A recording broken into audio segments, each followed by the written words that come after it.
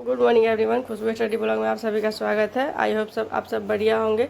और अगर आप लोग पिछले वाले वीडियो देखे होंगे तो आपको पता ही होगा कि मैं अभी बिहार स्टेट का प्रिपरेशन कर रही हूँ। अगर आप लोग नहीं देखे या नए सब्सक्राइबर नए वीडियो जो है तो मतलब मैं बिहार स्टेट का प्रिपरेशन अभी कर रही हूँ। और मेरा 24 को एग्ज़ाम है और मैथ सब्जेक्ट है मेरा। और मैं देखिए सुबह आ गई हूँ अपना सारा काम वाम करके। सुबह अभी 6:30 हो रहे थे और बाबू मतलब वो भी उठ गई हुई थी। उठी क्या थी मतलब समझे ना, मैं आई हूँ पढ़ने, थोड़ा देर पढ़ी ही थी कि वो अपना रोना स्टार्ट कर दिया। और वो मतलब मेरे संभाल में नहीं हो रही थी, मैं उसको बार बार गोदी ले रही थी लेकिन वो कर नहीं रही थी, मतलब चुप ही नहीं हो रही थी। फिर मैंने थोड़ा देर के बाद मैंने उसे जाके पहले फीड उठ करवाया, फिर जाके मैंने सुला उला दी हूँ। बाबू बहुत परेशान करती है, उसका नहीं मन रहता है। जो काम नहीं करने का मन होगा ना वो नहीं करने देगी। अगर आप उसके सामने बैठ के पढ़ने जाइए ना, अगर उसका मन नहीं हो तो आपको पूरा कॉपी उपी लेके कहीं भी फेंक देगी, कभी कुछ करेगी। अभी वो बहुत ही ज़्यादा रो रही थी क्योंकि उसको बिल्कुल मन नहीं था उठने का। और मैं उसे उठा भी नहीं रही थी, मैं बस उसे बोली थी जाके सो जाओ, बट वो सो नहीं रही थी। तो फिर मैंने उसे बाद में वही जाके मैंने फिर उसको अच्छे से घुमा उमा के फिर सुलाई उलाई हूँ। तब जाके मैंने फिर अपना पढ़ना स्टार्ट किया था। तब तक मुझे समझिए ना 7:30 8 बज गए होंगे।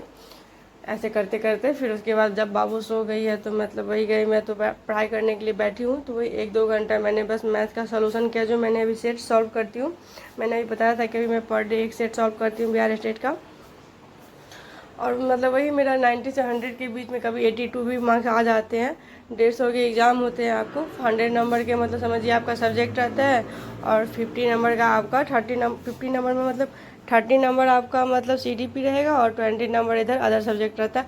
मतलब उसमें सारे सब्जेक्ट रहते हैं आपको, GK हुआ, मतलब मैथ हुआ, साइंस हुआ, फिर उसके बाद आपका रीजनिंग रहता है। उस टाइप से आपका रहता है। और जो भी इस चीज़ का तैयारी कर रहे होंगे उनको तो आइडिया होगा ही कि मतलब क्या कैसे रहता है। आप लोग बताइएगा, आप लोग क्या कैसे, आप लोग का कौन सा सब्जेक्ट है, कभी कमेंट भी कीजिएगा प्लीज़। और क्या कैसे आप लोग का एग्ज़ाम की तैयारी हो रही है। छोटे बाबू के साथ पढ़ाई करना बहुत ही मुश्किल होता होगा। जो भी मेरे जैसे होंगे उनको तो पता ही होगा कि अगर बहुत सारा प्रॉब्लम होता है, अगर उसमें भी जो आदमी फैमिली के साथ रहते हैं तो उन्हें थोड़ा सपोर्ट भी हो जाता है। उसका फैमिली तो ऐसा रहता है कि साथ में रहते हुए भी सपोर्ट नहीं हो पाता है तो अलग बात है। बट हम लोग का फैमिली अगर साथ में रहते तो थोड़ा बहुत सपोर्ट हो जाती। बट मैं तो अकेली रहती हूँ, उसके पापा भी अभी 2-3 दिन से हैं तो वो मतलब सुबह जाते हैं तो बिल्कुल वो रात को ही आते हैं। तो मतलब इतना टाइम नहीं मिल पाता है। वही बाबू जब सोती है तो मतलब थोड़ा बहुत जो पढ़ाई करनी होती है वो मैं कर लेती हूँ। नहीं तो बस समझिए कि बाबू जग गई तो उसके साथ ज़्यादा पढ़ाई नहीं हो पाती है। वही आप थोड़ा मोड़ा CDP का रिवीजन कर सकते हैं, क्योंकि बाबू का कोई गारंटी नहीं था। बुक लेके कभी भी वो बुक को ही कभी फाड़ देती है, कभी बुक लेके नीचे फेंक देती है। मतलब बहुत सारे मैं देखती हूँ वीडियो की, बहुत सारे वीडियो भी देखती हूँ कि इसमें जिसमें बच्चा साथ में बैठ के इतना अच्छे से पढ़ाई कर लेता है। बट मेरी बाबू तो इतनी शैतान है ना कि आपको क्या ही बताओ।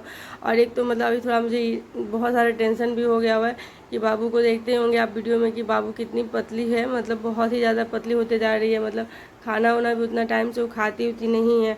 वो 1.5 साल की हो गई बट उसके हिसाब से उसमें थोड़ा भी ग्रोथ नहीं लग रहा है मुझे। तो मैं सोच रही हूँ कि मैं घर जाने वाली हूँ 20 के, मतलब सब 20 क्या मतलब समझे ना, इस मंथ के बाद स्टार्टिंग जून में जाऊँगी मैं घर। तो मैं घर जाने के बाद यहाँ मुझे उतना डॉक्टर का आइडिया नहीं है जहाँ मैं अभी रहती हूँ। तो इसलिए मैं जाऊँगी, वही घर जाऊँगी तो पहले मैं उसको डॉक्टर से पहले दिखवा दूँगी कि क्या कैसे मतलब वो कर हो रहे हैं और क्या हो रहा है, बाबू को क्या प्रॉब्लम है। कम से कम एक बार डॉक्टर से सजेस्ट करना ज़रूरी है। मतलब मैंने एक बार दिखवाया था पिछले बार भी, पर डॉक्टर बोले कि ऐसा कोई बात नहीं है। बाबू बच्चे क्या वो खा रही टाइम से हो? खाना पीना नहीं खाती होती है, इसके कारण चीनी आप बोलो, टाइम से चीनी। खाना पीना दीजिए। लेकिन वो मतलब क्या? खाती ही नहीं है, मैं कितना भी कोशिश चीनी करती बोलो, हूँ तो वो चीनी। उतना नहीं खाना चाहती है।